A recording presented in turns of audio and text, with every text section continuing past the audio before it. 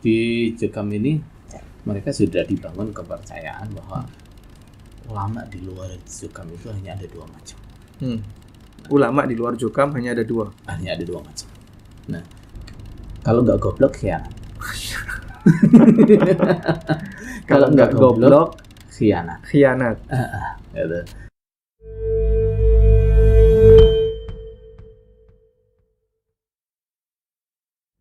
Assalamualaikum warahmatullahi wabarakatuh. Alhamdulillahi rabbil alamin. Alladzi hadana lihadza wa ma kunna linahtadiya laula an hadana Allah. Laqad jaa rusul rabbina bil haqq wa nudu an tilkumul jannatu urithumuha bima kuntum ta'malun. Wa asyhadu an la ilaha illallah wahdahu la syarikalah wa asyhadu anna Muhammadan abduhu wa rasuluh. Pemirsa ANB Channel dimanapun Anda berada, semoga Allah Ta'ala melimpahkan hidayah dan taufik untuk kita semua.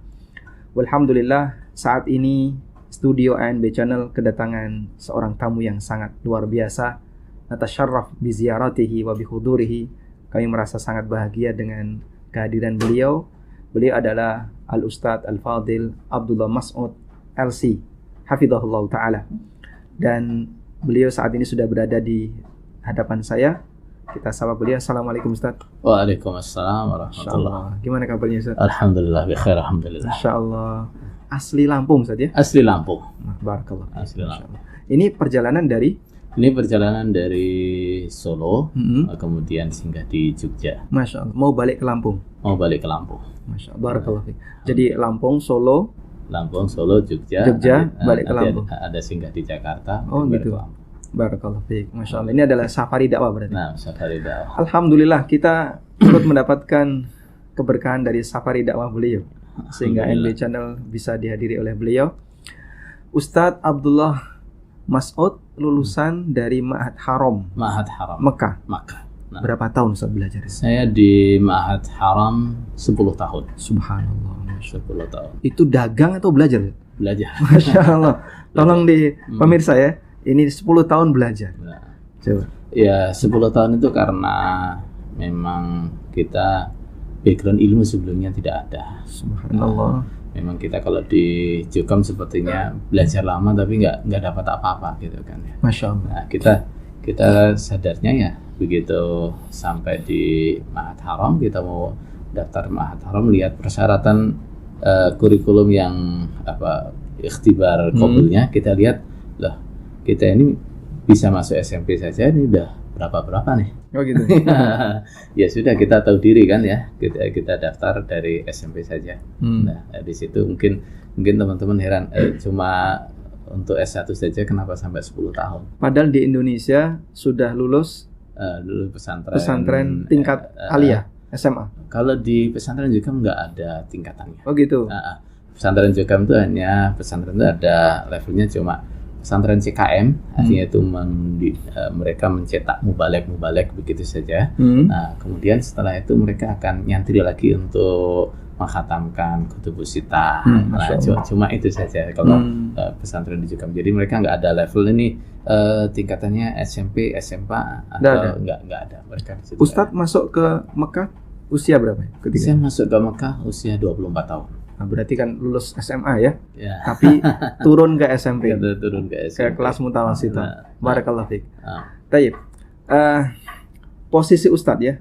Jadi antum sebagai salah satu dai, sebelumnya adalah salah satu dai di Jokam. Ya. Lulusan dari Pondok Pesantren Jokam.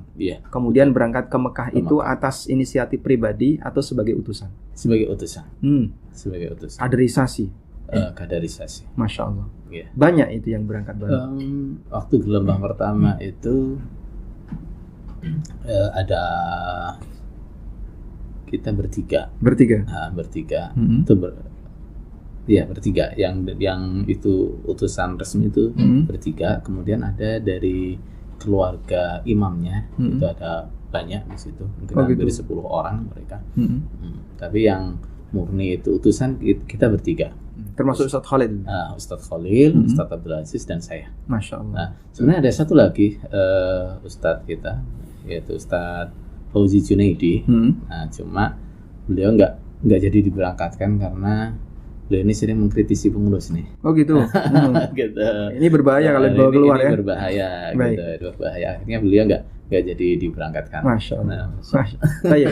Jadi Ya. pemirsa yang kami hormati, kehadiran beliau di sini kita anggap sebagai salah satu di antara narasumber pelengkap ya. Iya. Dulu kita punya sesi pertama diisi oleh Ustadz Khalil Bustami Masya Allah. membahas tentang Jokam, Masya Allah. dan karena banyak pertanyaan dari para pemirsa ANB, tolong dong dijelaskan lebih detail gitu ya, terutama untuk masalah imamah yang membuat kenapa Jokam itu begitu eksklusif, Iya. dan juga loyalitas para pengikutnya, Masya Allah ya, Wah, hampir luar 100%. Iya. Ya, baik. Nah sebelum ke situ Ustadz, Hmm. mungkin Ustadz bisa jelaskan kira-kira kedekatan Ustadz dengan Jokam itu sejauh mana? Yang pertama saya lahir di keluarga yang 100% Jokam. Nah, keluarga saya terutama dari bapak saya itu 100% Jokam. Berarti Jokam sejak lahir? Sejak lahir. Masya Allah. Sejak lahir. Dan rata-rata keluarga saya itu masuk di kepengurusan Jokam. Masya Allah. Nah, kalau di tempat saya dulu ya saya ingat itu kiainya paling bawah itu namanya kiai kelompok, itu bapak saya sendiri. Oh gitu. Kemudian kiai desanya yang kiai di atasnya itu sepupu saya. Masya Allah. Kemudian kiai daerahnya itu imam wilayah-wilayah Daerah itu berarti kelas kabupaten. Kalau di Jokam bisa setara kabupaten lah. Tapi mereka kan nggak mengacu itu, mereka hanya mengacu pada jumlah jamaah gitu. Oh gitu. Jadi kadang-kadang di Jokam satu kabupaten bisa 5 daerah dan sebagainya. Dan mengacu ke jumlah jamaahnya. Nah, itu kiai daerahnya paman saya sendiri. Nah, kemudian di pusat juga paman saya itu wakil 4 itu wakil amir. Masya Allah. Nah, wakil amir. Berarti ini darah biru Ustaz sebenarnya. Terus saya sendiri sejak umur 15 tahun saya sudah aktif jadi mubalik Jokam.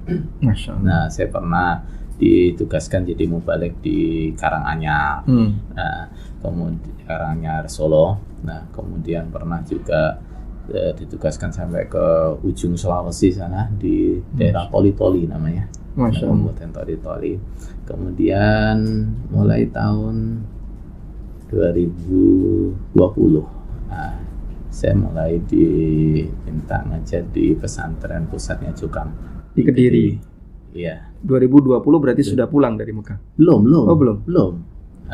2020 itu saya masih umur 20 tahun ya. Nah, itu saya mulai ngajar di pesantren itu.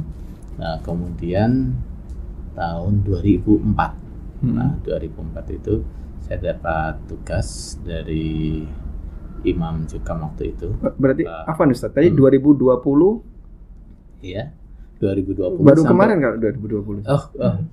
Keliru. Tahun 2000 ya? Tahun 2000. Nah, 2000. Iya. Tahun 2000. Nah, tahun 2000 itu saya mulai ngajar di pesantren di pusat Kediri. Di pusat Kediri.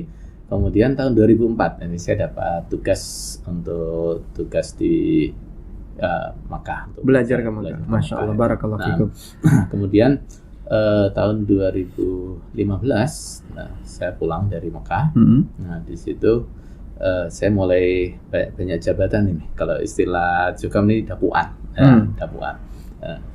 Saya diantaranya masuk di Korps Mubalik Pakubumi. Ada Korps Mubalik Pakubumi. Mubalik Pakubumi ini siapa? Ini Mubalik pusat. Ya, ustadz pusatnya itu namanya Mubalik Pakubumi. Kemudian saya juga masuk di anggota ulama 10. Masya Allah. Pusat itu ya? Ya, pusat. Nah, ulama 10 ini kalau di Jokam ini majelis tertingginya gitu. Majelis tertingginya. Kemudian banyak lagi jabatan-jabatan. Itu setelah pulang dari Mekah? Setelah pulang dari Mekah. Di posisi itu apakah Ustadz masih loyal dengan Jokam atau sebenarnya sudah ada perubahan? Sebenarnya kita hanya di posisi seperti itu kalau secara akidah sudah enggak ya. Sudah enggak, cuma kita ini pengen untuk gimana sih bisa memperbaiki sedikit-sedikit dari dalam ya. Jadi bertahan untuk mengajak yang orang dalam biar bisa bergeser. Iya. Sejauh mana perubahannya ketika itu? Sangat sulit sekali. Masya Allah. Sangat sulit sekali karena mereka sangat sensitif ketika ada perbedaan pemahaman, itu sangat sensitif. Nah, sehingga kadang-kadang kita ini mau memasukkan sesuatu itu hanya, kalau istilahnya yahmi haulal hima saja. Muter-muter gitu, giliran poinnya nggak jadi disampaikan. Gitu. Sering kali terjadi seperti itu, dan kita lebih banyak keberhasilan atau yang ada sekarang ini sebenarnya mereka ini waktu kita masih di Jokam, kita belum sampai mengajarkan kepada mereka ini akidah yang seperti ini saat ini belum. Oh gitu. Nah, mereka ini rata-rata bisa masuk dari kita buat mereka senang dengan ilmu. Nah, kita buat mereka senang dengan ilmu, mereka kenalkan mereka dengan ilmu-ilmu Islam gitu ya, mereka yang sebenarnya yang mereka yang sebelum, beda dengan kajian rutin Jokam. Betul. Jadi yang biasanya mereka itu nggak kenal fikih itu apa sih. Nah, kita kenalkan ini kita sedikit kajian fikih gitu ya. Kita kenalkan sedikit mereka kajian sirah nabawi, kita kenalkan mereka sedikit apa istilah-istilah akidah yang akhirnya nih mereka banyak penasaran nih. Mereka banyak penasaran, akhirnya banyak baca-baca sendiri gitu. Terus kalau kita sendiri di dalam hampir nggak bisa. Kita itu kalau menyampaikan itu harus hati-hati milih targetnya gitu. Melipir ya. Istilahnya aja melipir. Iya, gitu. Baik. Jadi kalau itu sekiranya orangnya ini aman betul, kita beranjak ngomong dia. Nah, sekarang kan kita lihat saja. Iya. Jadi ex Jokam yang keluar dari Jokam kan alhamdulillah sekarang sudah cukup banyak pengaruh dari pulangnya dai 10 tadi apa? Ulama 10 ya? Bukan, kita cuma bertiga aja yang keluar. Gitu. Yang utamanya kan kita bertiga. Yang bertiga itu ya? Iya. Jadi Ustadz Abdullah Mas'ud, Ustadz Khalil Bustami sama Ustadz Abdul Aziz. Iya, betul. Itu mulai dari kapan Ustadz sebenarnya gelombang keluarnya X ini? Kalau gelombangnya mulai dari awal 2018. Ketika kita ketahuan kan. Jadi waktu itu tuh sebenarnya ada salah satu murid utama kita ya, kan kita di sana itu kan minta dibikinkan kalau istilah mereka GU, generasi ulama. Kita punya dalih ke mereka, kita ini sudah tua-tua ini, kita butuh generasi penerus kan. Kita minta mereka untuk memilihkan kita pemuda-pemuda yang mereka anggap itu paling cerdas, paling potensial itu yang kita bina. Nah, pemuda-pemuda ini sebenarnya kita mengajari mereka juga dengan cara yang sangat halus. Nah, artinya pemahaman itu kita nggak secara langsung mengajarkan kepada mereka, paling kita kasih tugas mereka baca kitab ini, baca kitab ini. Nah, dari situ kan mereka banyak tahu gitu kan, banyak tahu. Nah, sampai pada akhirnya tuh dari sebagian mereka begitu sudah paham kan, maunya kan ini tanya ke kita nih, desak kita untuk jawab apa adanya. Kita kan nggak berani ya. Nah, kita nggak berani. Akhirnya mereka namanya anak muda kan ya. Nah, semangat browsing di internet, cari-cari kontaknya ustadz-ustadz. Ternyata mereka akhirnya nggak tahu bagaimana mereka bisa sambung dengan Ustadz Abdullah Rai. Nah, itu mereka bisa sambung sama Ustadz Abdullah Rai. Nah, ini kan akhirnya mereka tambah semangat lagi. Waktu itu ada berapa orang, 5 orang atau 7 orang itu mau menyatakan keluar, mau pindah ke Ustadz Abdullah Rai. Nah, saya kan agak bingung kan, ini nggak mungkin kalau murid-murid saya ini keluar terus saya nggak disangkut pautkan, kan nggak mungkin. Nah, akhirnya mereka ini tak kumpulkan, ya udah apa yang menjadi penasaran mereka itu saya jelaskan semuanya, tapi saya minta mereka untuk ngerti, saya lagi usaha seperti ini gitu. Nah, ternyata ya mereka orang-orang idealis sudah, jadi nggak bisa dikasih diajak kompromi begitu, nggak bisa. Dan bahkan pembicaraan saya dengan mereka itu direkam. Oh gitu. Direkam, ditunjukkan kepada imamnya. Ya sudah selesai. Ya sudah, wassalam. Sudah selesai. Nah, di situ kita kemudian dikeluarkan dari pesantrennya. Nah, rata-rata teman-teman yang ikut hijrah ini, mereka ini kebanyakan mereka belum tahu. Belum tahu. Mereka ini kebanyakan kalau menurut saya ini, mereka ini ibaratnya orang itu istilahnya lagi seneng-senengnya ngaji, gitu. Gurunya dinonaktifkan. gitu loh. Gitu. Lagi senang-senangnya ngaji, gurunya dinonaktifkan. Nggak tahu latar belakangnya apa. Nggak tahu latar belakangnya. Makanya menggiring mereka untuk istilahnya fix kita harus keluar itu kita juga butuh waktu lama. Nah, mungkin ada 1 tahun mungkin baru kita tegaskan kepada mereka kita harus keluar. Masya Allah. Baik. Itu kesabaran yang luar biasa. Ya, betul, kesabaran baik, yang luar Ustaz. biasa. Ya. Barangkali cerita seperti ini kan banyak apa yang mungkin pemirsa juga tidak tahu ya. Dan saya kira ada banyak hal yang sebenarnya kita juga tidak harus tahu. Jadi Al-Ustadz Dr. Abdullah Rai sendiri disertasi beliau tentang Jokam ya.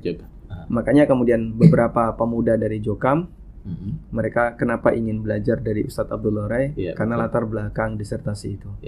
Tayyib. Selanjutnya Ustadz, barangkali lebih mengerucut. Seperti yang kita tahu, Jokam itu kan eksklusif saja. Iya, sangat eksklusif. Eksklusif. Jadi ndeweni kalau bahasa orang Jawa. Bisa nggak Ustadz sebutkan beberapa contoh eksklusif yang dilakukan oleh Jokam? Dan sekarang MUI sudah melakukan pendekatan, itu kira-kira pengaruh untuk membuka suasana eksklusif itu sejauh mana? Eksklusifnya Jokam itu sebenarnya juga apa ya? Mungkin kalau orang awam atau orang yang nggak tahu mereka kayaknya Jokam itu wajar-wajar saja kok ya. Nah, bahkan mungkin di masyarakat mereka itu juga banyak mengadakan kegiatan sosial. Nah, gitu. Jokam itu akan terlihat eksklusif ketika misalnya masalah sholat nih. Nah, masalah sholat. Berurusan dengan ibadah. Nah, berurusan dengan ibadah. Ini. Kenapa mereka jadi eksklusif dalam urusan ibadah ini? Karena mereka yakini di luar mereka ini kafir. Nah, keyakinan sampai itu ada? Iya, betul ada. Nah, bahkan kalau bahasa imamnya nggak cuma kafir gitu tak ya. Jorok lah, saya nggak pantas untuk saya ucapkan di sini. Jadi untuk doktrinnya nggak hanya kafir, lebih buruk dari itu. Nah ini kan jadi membangun perilaku yang eksklusif tadi. Jadi misalnya waktunya ibadah nih, mereka nggak mau kalau sholat dimakmumi oleh orang di luar Jokam, nggak mau karena yakin nggak sah kan. Diimami orang di luar Jokam nggak sah. Gitu. Jadi mereka kalau misalnya harus sholat dengan orang di luar Jokam gimana? Ada pilihan utama kalau mereka harus berusaha untuk jadi imamnya. Pilihan kedua kalau nggak bisa jadi imamnya, nah mereka akan bagaimana caranya? Mereka sholat sendiri.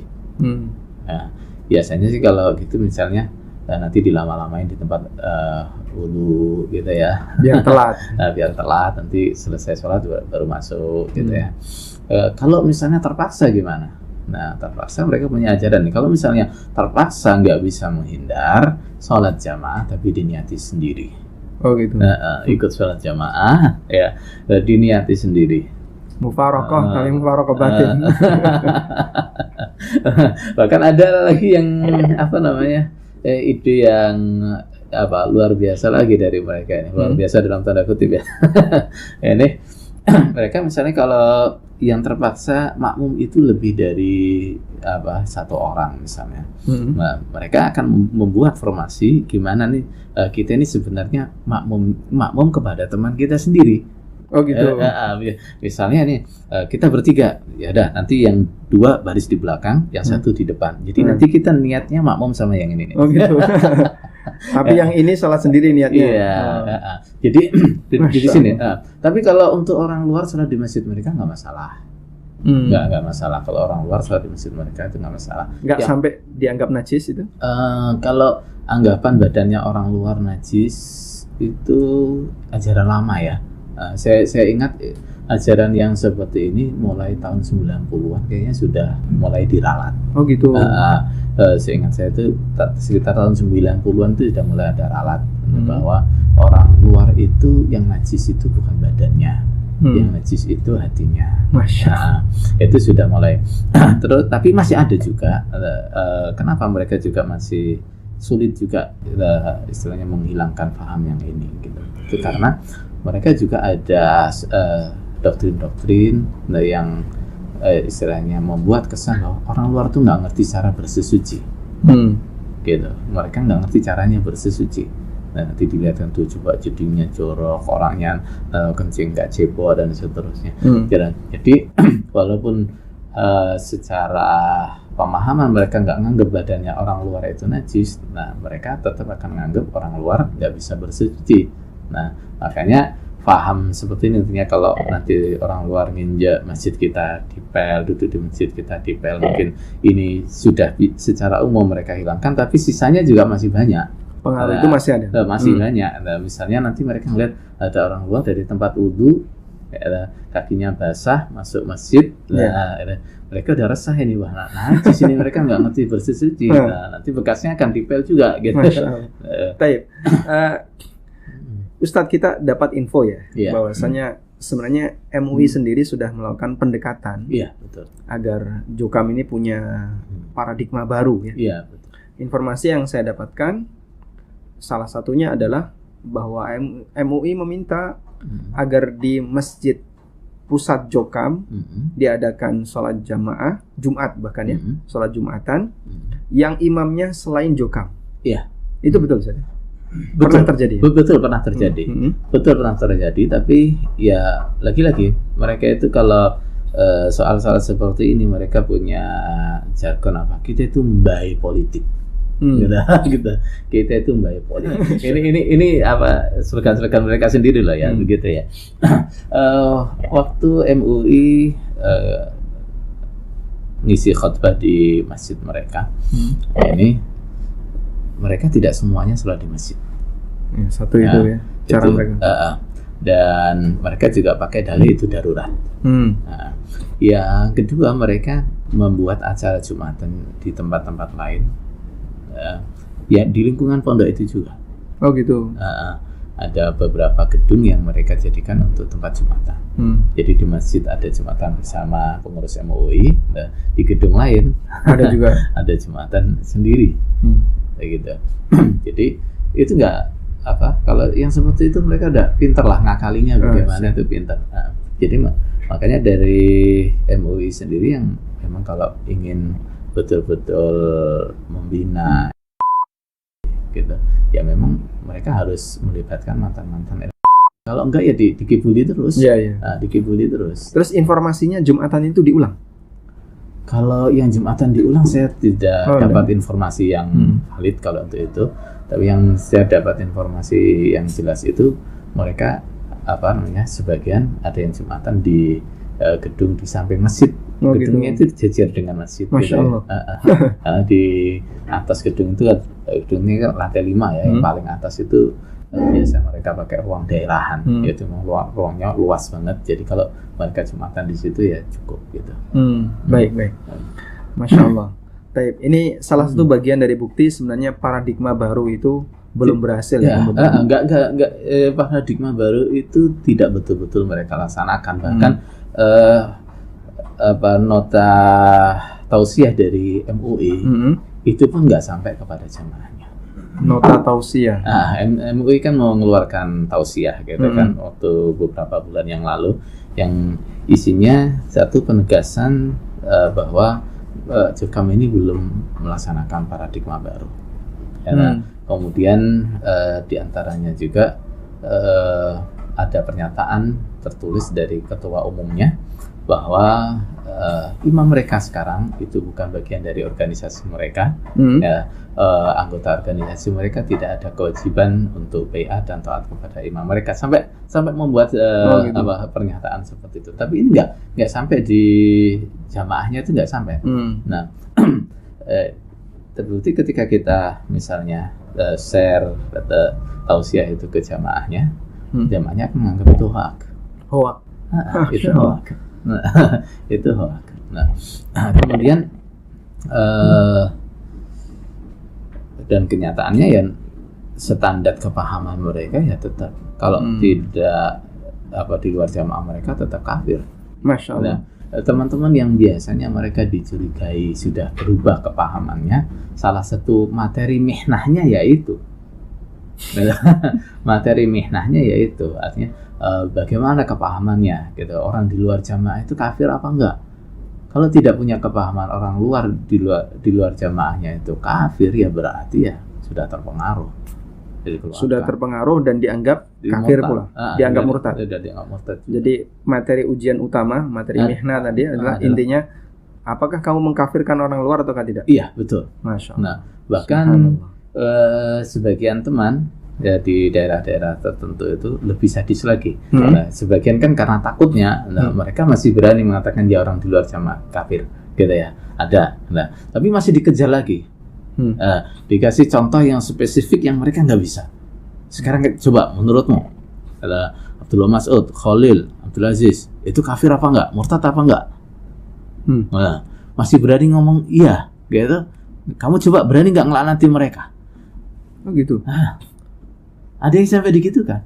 Pada saat proses Exodus X ini banyak untuk menjaga loyalitas jamaah. Ya, seperti itu. Diuji dengan cara seperti itu. Diuji dengan cara seperti itu. Bahkan untuk tingkatannya mubalek, gitu ya.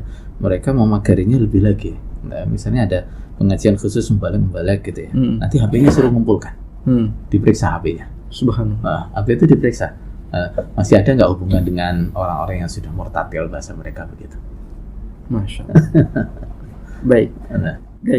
Kita berharap semoga seperti ini bisa segera ditangani oleh negara kita ya. Amin. Karena ini masalah besar negara, bukan cuma kelompok betul. yang melibatkan anggota di dalam saja, termasuk juga yang lain. Iya betul. Saya sendiri melihat ini adalah bibit radikalisme. Nah, di Jokam itu kalau menurut saya tinggal mereka itu punya pemimpin yang berani.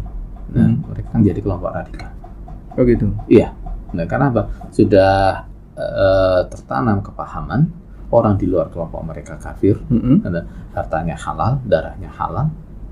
Nah, ini sudah tertanam kepahaman seperti itu. Nah, ini kalau dipimpin orang yang berani, bahaya nih. Nah, bahaya. Nah, dan kenyataannya beberapa pemuda yang idealis ya, artinya sangat yakin dengan doktrin mereka, orang di luar kelompok mereka itu kafir. Mereka keluar bukan karena mereka dapat pencerahan bahwa menganggap di luar kelompok mereka kafir itu salah. Nah, bukan. Nah, mereka kecewa dengan sikap imamnya. Oh gitu. Nah, kenapa kita nggak tegakkan jihad? Nah, kalau kita anggap jika memang di luar kita itu kafir, pemerintah tauhid, kenapa kita justru baik-baikan sama mereka? Baik. Nah, akhirnya banyak dari mereka juga keluar kemana nih? Subhanallah. Baik. Tapi Ustaz, mungkin Ustaz bisa jelaskan ya, sebenarnya latar belakang yang paling dominan sehingga mereka sampai mengkafirkan di luar kelompoknya itu apa Ustaz? Kalau menurut saya ini hanya untuk mengikat loyalitas saja. Nah, hanya untuk mengikat loyalitas. Artinya kalau arahnya pendirian jamaah ini memang nggak ada sih. Kalau arah memberontak ke negara itu nggak ada. Membuat teror di masyarakat itu nggak ada. Nah, jadi kalau jamaah ini, saya melihat mereka ini dibentuk atau dibuat untuk urusan ekonomi. Nah, ekonomi untuk urusan ekonomi pendirinya. Oh gitu. Makanya mereka ini walaupun pahamnya radikal, perilakunya kelihatan lembut-lembut aja kalau dengan orang luar kelompoknya itu begitu. Nah, jadi paham takfiri ini menurut saya ini mereka ajarkan hanya untuk membangun loyalitas. Jadi kalau orang-orang di dalam Jokam sebenarnya mereka itu banyak nggak tahan juga dengan kebijakan pengurusnya. Gak tahan karena cara-cara pengurusnya menangani masalah di antara mereka itu kadang-kadang sulit diterima gitu loh. Kemudian kebijakannya terutama dalam masalah infak ini sangat berat bagi mereka. Urusan keuangan. Iya, urusan keuangan itu sangat berat. Nah, misalnya ya, mereka yang secara pokok ya, yang wajib ya untuk satu-satunya jamaah gitu kalau bahasa mereka itu infak persenan setiap bulan. Infak persenan setiap bulan itu sudah sangat berat. Setiap keluarga itu bisa minimal tuh infak persenan itu satu bulan ini 100.000, 500.000, bahkan kalau misalnya itu orang-orang yang kelas menengah itu bisa sampai jutaan dalam satu bulan. Itu kalau nggak bayar gimana? Mereka kalau nggak bayar, mereka ditakut-takuti berarti kamu sudah nggak sambung dengan Bapak Imam. Oh gitu. Nah, berarti udah berkhianat dengan Bapak Imam. Subhanallah. Jadi itu. Nah, kemudian mereka juga dikasih gambaran begini. Kalau kamu nggak infak persenan, orang nggak infak persenan itu seperti kalau orang dapat motong ayam dimakan sak bulu-bulunya. Gitu. Mereka takut sekali. Mereka yang loyal, betul-betul yang loyal, yang paham ya. Saya melihat ibu saya sendiri itu kan dulunya sangat sangat loyal banget ya. Jadi ibu saya itu kan dagang di pasar, dagang sayuran, eber-eber gitu loh ya. Nah, itu saya lihat kalau dia pulang dari pasar itu langsung hitung tadinya berapa gitu ya, untungnya berapa, nanti langsung disisihkan buat infak persenan. Nggak mau kurang walaupun Rp1.000. Masya Allah. Nah, gitu. Ini baru persenan ya. Baru persenan, ada yang 10%, 7,5%, 5%, 2,5%, itu tergantung nanti kekayaannya seberapa. Gitu ya. Itu nanti belum lagi ada jatah ini, yang biasanya jumlahnya bisa lebih banyak dari persenannya. Pungutan itu ya. Iya, pungutan. Selain persenan ada pungutan tambahan. Iya, banyak sekali. Nah, jadi kalau mungkin ada yang punya buku pembelaannya, kalau mereka itu listnya itu, list jatahnya itu bisa sampai puluhan itu. Infak persenan, infak untuk organisasi, misalnya di situ misalnya batu bata, untuk apa saja itu nanti ada semua itu. Ada rinciannya. Ada rinciannya. Jadi kolom yang harus di situ banyak sekali. Baik, intinya jadi ini kan kalau nggak ada pagar, kalau keluar dari jamaah itu berarti murtad, keluar dari jamaah itu kafir, orang tidak akan keluar. Iya. Ya, jadi orang tahan dengan kondisi seperti itu karena mereka merasa satu-satunya jalan masuk surga sama dari neraka hanya ini. Fir'aun, Allah ceritakan dalam Al-Quran, fastakhaffa qaumahu fa'atau. Ditakut-takuti ya. Ditakut-takuti. Sama dengan makan ayam, nyembelih ayam makan sak kotoran-kotorannya, sak bulu-bulunya. Baik, Ustaz. Jadi metode mereka dalam mengikat loyalitas adalah dengan tadi ya. Siapa yang keluar dari jamaah adalah kafir, murtad. Baik. Lalu mereka sendiri, Ustaz, punya keyakinan yang lain nggak terkait di akhirat? Kalau kamu tidak punya imam, maka nanti kamu masuk neraka atau bagaimana? Iya. Terkait dengan imam itu nanti di akhirat itu akan seperti apa sih? Ya, mereka mengatakan imam itu di akhirat itu akan menjadi saksi kita. Saksi agar kita masuk surga. Agar kita bisa masuk surga. Gitu. Jadi bahkan ada ustadz mereka yang terkenal itu menggambarkan alur penyaksian besok di hari kiamat itu seperti apa. Misalnya kita kan umat Nabi Muhammad, saksi kita kan Nabi Muhammad. Nah, tapi Nabi Muhammad kan nggak kenal kita. Kita ujuk-ujuk datang ngomong kepada Nabi Muhammad, saya umatmu. Nah, Nabi Muhammad nggak kenal kita. Nah, inilah fungsinya imam. Nah, gitu. Nanti akan ditanyakan, kamu tuh royahnya siapa? Imammu siapa ini? Nanti kalau imamnya kenal, oh ya ini royah saya. Nah, sudah. Nanti kalau imamnya yang di baiat nggak kenal, nah ini gimana nih? Tanya siapa imam daerahnya. Oh gitu. Imam daerahnya nggak kenal, gitu. Jadi tanya siapa imam desanya. Terus begitu sampai imam kelompoknya.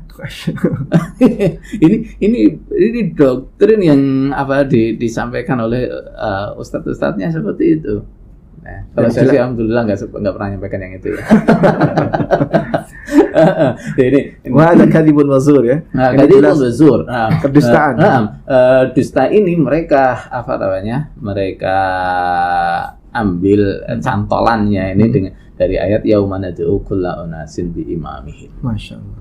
Surat Al-Isra. Yaumana nad'u ayat ini yang mereka simpangkan. Mereka artikan apa? Besok di hari kiamat setiap orang akan dipanggil bersama imamnya lah. Kalau kita nggak punya imam, kita mau dipanggil bareng siapa? Gitu. Nah, orang-orang yang nggak punya imam besok di hari kiamat dia mau datang sama siapa?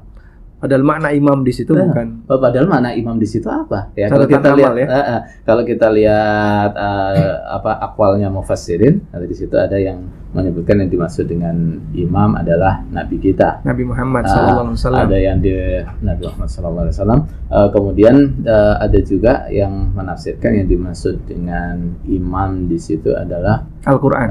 Al-Quran. Ada juga yang menyebutkan imam di situ artinya adalah buku catatan amal, dan ini yang paling dikuatkan oleh ahli tafsir kan, karena melihat akhirnya ayat gimana, yauma nad'u kulla unasin bi imamihim faman utiya kitabahu bi yaminihi, ini menunjukkan yang dimaksud adalah buku catatan amal. Nah, tapi supaya ini nggak kelihatan menyimpang seperti ini, gimana biasanya waktu nasihat-nasihat itu? waktu nasihat-nasihat, nah yang dipetik hanya depannya yauma nad'u kulla unasin bi imam. Lanjutan ayatnya nggak disebut. Lanjutan ayatnya nggak disebut.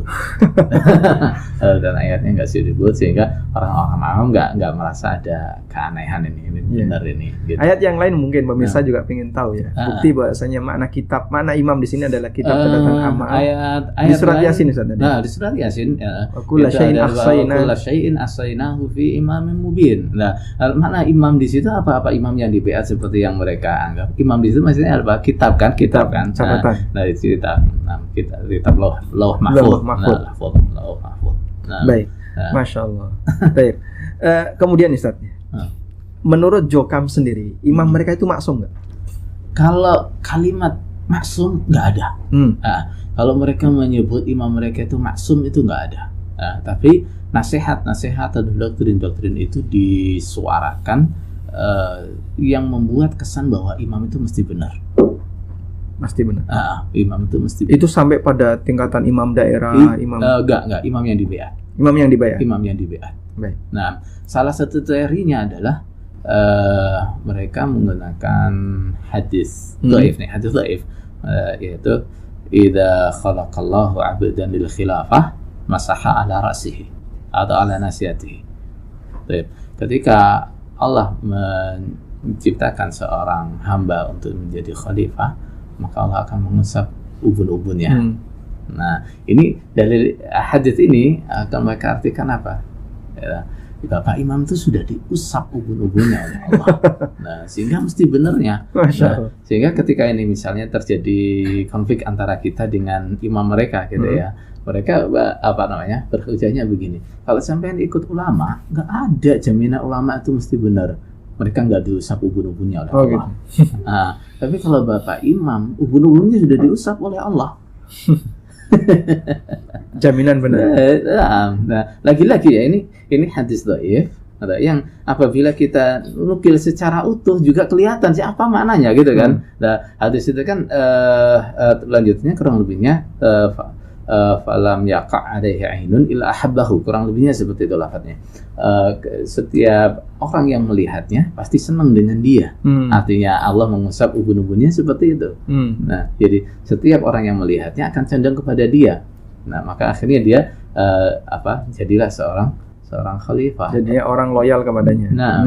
Jadi di Jokam memang nggak ada sih kata-kata kalau imam itu maksum, itu nggak ada. Tapi kesan itu ada. Kesan itu ada. Nah, dan ketika mereka misalnya ya mengkajikan dalil-dalil yang di situ menunjukkan bahwa imam itu nggak maksum. Misalnya dalil fa'in umira bi maksiatin fala sam'a wala ta'ah. Ketika kalian diperintah dengan perintah yang maksiat, maka tidak ada kewajiban taat, tidak ada kewajiban mendengarkan. Nah, itu buru-buru akan dipagari begini. Tapi nggak pernah ada kan perintah Bapak Imam yang maksiat. Oh gitu. Nah, nggak pernah ada kan, gitu. Terus misalnya ada ayat ya ayyuhalladzina amanu atiiullaha wa atiiur rasula wa ulil amri minkum fa in tanaza'tum fi syai'in farudduhu ila Allahi wa rasul. Ayat ini kan menunjukkan bahwa imam itu ada kalanya juga salah. Gitu. Tapi coba gimana? Nah, sudah ayatnya seperti itu, nanti dalam memaknai gimana? Tapi prakteknya farudduhu ilallah wa ilar rasul itu dikembalikan kepada ijtihadnya Bapak Imam. Luar biasa kan? Jadi tetap imam. Kalimat terakhir yang saya dengar dari wakil amirnya waktu saya pamit keluar ya. Itu kan ada dua statement, yang satu saya tanggapi, yang satu enggak gitu. Nah, yang pertama statement gini, surutul imamah itu kan hanya ucapan ulama kan, bukan dalil kan. Nah, yang itu saya jawab ini, ya itu bukan, itu ucapan ulama, tapi ulama berbicara dengan dalil. Dia bilang gitu. Nah, terus yang terakhir dia ngomong, imam itu berhak membatasi agama kita. Imam berhak membatasi agama kita, walaupun Allah dalam Al-Quran hadis ada dalilnya, ada perintahnya. Kalau imam nggak perintah, kita nggak boleh kerjakan. Subhanallah. Yang itu saya nggak jawab, saya anggap gak waras. Bahaya ini. Ittakhadhu ahbarahum wa ruhbanahum yang itu saya udah langsung pamit aja kalau begitu mereka ada statement itu saya langsung pamit aja. Gak waras sih kita. Dan itu disampaikan ke jamaah bahwasanya imam berhak untuk membatasi agama. Itu dalam nasihat-nasihat itu disampaikan. Nah, jadi jamaah itu walaupun ini ada dalilnya, ini ada ibadah prakteknya seperti ini. Kalau Bapak Imam nggak perintahkan, kita nggak boleh kerjakan itu. Subhanallah. Insyaallah. Ya jelas. Nah, jadi luar biasa. Nah, ini nggak perlu terlalu jauh ini jelas. Iya. Baik. Saya Ustaz. Terus bagi Jokam sendiri Ustaz, metodologi dalam pengangkatan imam itu seperti apa? Pengangkatan imam, kalau imam yang pertama mereka mengaku hanya dibeat oleh keluarganya. Imam yang pertama pendirinya. Selanjutnya yang tahun 41 itu konon katanya hanya dibeat oleh keluarganya saja gitu. Yang selanjutnya kalau yang imam kedua itu kayaknya dari wasiatnya imam pertama. Kalau imam yang ketiga ini dari musyawarah wakil empatnya. Imam kedua ini anak atau saudara? Adik dari imam kedua. Imam pertama. Jadi kalau imam kedua itu anak dari imam pertama, imam ketiga ini adalah adik dari imam kedua. Masya Allah. Terus sekarang imam sekarang masih ketiga, adiknya ya, adik dari sebelum, berarti baru 3 imam. Iya, baru 3 imam. Masya Allah, 3 imam aja udah kayak gini ya. Iya. Ya kalau memang kalau yang imamnya sekarang ini mungkin kalau kita lihat secara ininya memang dia ta'assubnya lebih tinggi, tapi ya, secara keilmuan lebih awam lagi daripada imam yang kedua. Dia tidak punya latar belakang. Mungkin kalau dalam tarikh khulafa kita bisa punya perbandingan antara Al-Amin dan Al-Ma'mun. Gitu. Jadi dia ta'assubnya lebih kuat. Nah, secara keilmuannya ini istilahnya lebih awam daripada imam yang kedua. Tapi secara dampak untuk jamaahnya itu lebih baik karena apa? Nah, gelombang hijrah yang sebanyak ini salah satu penyebabnya adalah kebodohan dia. Jadi orang nggak begitu percaya sama dia. Iya. Taib Ustaz, kalau imam di bawahnya ada imam daerah, di bawah imam pusat imam daerah ya? Di bawah imam pusat itu imam daerah, imam desa, imam kelompok. Tapi ini tidak dibaiat ya? Tidak dibaiat. Prosedur pengangkatannya bagaimana? Prosedur pengangkatannya kalau imam daerah, imam desa itu kalau mereka misalnya ada imam daerah yang meninggal, gitu ya. Jadi imam itu rata-rata kalau nggak ada masalah mereka sampai mati, baru diganti, nggak ada masa jabatan. Nah, jadi kalau misalnya ada imam daerah yang meninggal atau ada pemekaran daerah, penyapihan daerah, itu biasanya ada tim pendataan dari pusat. Nah, tim pendataan dari pusat ini akan turun melakukan pendataan. Biasanya nanti pengurus-pengurusnya dikasih angket, mengusulkan siapa. Dan nanti nama-nama itu dibawa ke pusat. Nah, yang direkomendasikan oleh tim pendataan ini yang akan biasanya ditunjuk oleh pusat menjadi imam daerah atau imam desa. Masya Allah. Nah, kalau imam kelompok biasanya dari daerah biasanya langsung musyawarah menunjuk siapa, nanti langsung dibuatkan SK dari pusat. Baik, ini kalau proses ini kurang lebih sama seperti organisasi. Iya. Baik. Masya Allah, ini ada banyak banyak hal yang kita tahu dari posisi Jokam ini ya. Iya. Dan memang sebenarnya tujuan kita mengangkat acara seperti ini agar kaum muslimin terutama yang masih berada di dalam itu punya pencerahan. Cuman kami sangat yakin Ustadz ya, video ini nggak bakalan mereka tonton. Iya. Biasanya. Atau bagaimana? Memang kita sulit berharap ya. Sulit berharap karena pemagarannya luar biasa. Nah, jadi di Jokam ini mereka sudah dibangun kepercayaan bahwa ulama di luar Jokam itu hanya ada 2 macam. Ulama di luar Jokam hanya ada 2. Hanya ada 2 macam. Nah, kalau nggak goblok khianat. Kalau nggak goblok khianat. Khianat. Gitu. Jadi makanya ulama-ulama di luar Jokam sepintar apapun, sehebat apapun, nggak usah berharap didengar oleh Jokam. Jadi kajian Ustadz misalnya atau kajian Ustadz Abdul Aziz atau Ustadz siapa? Ustami ya, Ustadz Khalil. Mereka sudah anti dengan anti. Bahkan mereka memagari zamannya itu tidak hanya nggak boleh mendengarkan kajiannya, berhubungan dengan kita dalam bentuk apapun nggak boleh. Nah, nyimpan nomor teleponnya aja nggak boleh, nggak boleh. Yeah. Nonton YouTube Ustadz yang lain di luar nggak boleh. Nah, makanya biasanya mereka yang terpengaruh, kalau dalam bahasa mereka ini terpengaruh, gitu ya, akhirnya keluar rata-rata karena mereka nggak taat dengan ijtihad imamnya ini. Ya, gitu lah ya. Jadi nggak boleh baca-baca buku, nggak boleh dengarkan kajian-kajian dari luar. Mereka nggak taat. Nah, ya memang rata-rata kan namanya ajarannya Jokam ini untuk orang yang ngerti sedikit ilmu saja udah kelihatan banget bohongnya. Isinya kebohongan saja. Gitu. Rata-rata orang yang mendengar sedikit atau membaca sedikit, mereka langsung tercerahkan. Masya Allah. Ya, kita berharap semoga Allah kasih taufik dan hidayah. Amin. Ustadz, selain 3 tadi yang saya sebutkan ya, Ustadz Abdul Masud sendiri, kemudian Ustadz Khalid, sama Ustadz Abdul Aziz, dai yang lain yang punya potensi untuk seperti ini di Jokam sendiri banyak nggak? Kalau yang seperti kita, mungkin yang kita harapkan ya mereka-mereka yang baru lulus dari Ma'had Haram. Ada 5 orang mereka. Belum pulang? Sudah pulang, tapi mereka ini kayaknya agak berat karena rata-rata ini keluarga dekat.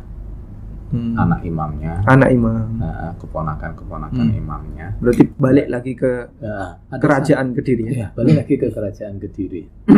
Dan mereka juga nggak bisa lagi kita ajak komunikasi, nggak bisa. Ada satu yang sudah dinonaktifkan, itu ya keponakan imamnya sendiri. Tapi kita tunggu-tunggu juga nggak ada aksinya juga.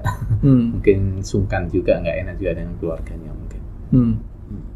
Tapi secara paradigma sebenarnya sudah berubah ya? Secara paradigma, secara pemahaman saya yakin. Masya Allah. Saya yakin, dan waktu terakhir salah satu mereka komunikasi dengan saya, mereka bilang saya juga ingin mendapat kesempatan seperti sampean. Baik, alhamdulillah. Berarti insya Allah ya kita tunggu saja bagaimana aksi mereka nanti berikutnya. Semoga ada gelombang ketiga, keempat, dan seterusnya. Amin. Jazakallah khairan Ustaz. Ini Masya Allah sudah mendapatkan kesempatan yang luar biasa dari Ustaz. Dan sekali lagi kita mohon kepada Allah, anat taufiqa biyadihi wal hidayah biyadihi, karena semua hidayah dan taufik hanya ada di tangan Allah Ta'ala. Semoga Allah ngasih hidayah kepada kaum muslimin, dan terutama bagi teman-teman yang masih berada di dalam lingkungan Jokam. Amin. Nah, Ustaz, mungkin kita cukupkan sampai di sini. Jazakumullah khairan atas ziarah dan kedatangannya di studio ANB Channel. Semoga di lain kesempatan. Bal natasyarraf bi hudurikum wa ziyaratikum, Ustaz. Semoga di lain waktu nanti Ustaz bisa hadir lagi. Insyaallah. Mungkin bisa kajian baca kitab, dan mungkin Ustaz Ami mungkin yang kita tunggu juga kehadirannya di Lampung. Di Lampung sudah banyak dai. Nah, taib, jazakumullah khairan, barakallahu fikum, dan kita sampaikan kepada pemirsa semuanya, jangan bosan untuk selalu mohon hidayah kepada Allah. Semoga Allah Ta'ala memberikan kita bimbingan untuk selalu lurus di atas jalan yang benar. Amin. Wassallallahu ala nabiyyina Muhammadin wa ala alihi wa sahbihi wa sallam. Subhanakallahumma wa bihamdika asyhadu an la ilaha illa anta astaghfiruka wa atubu ilaik. Wassalamualaikum warahmatullahi wabarakatuh.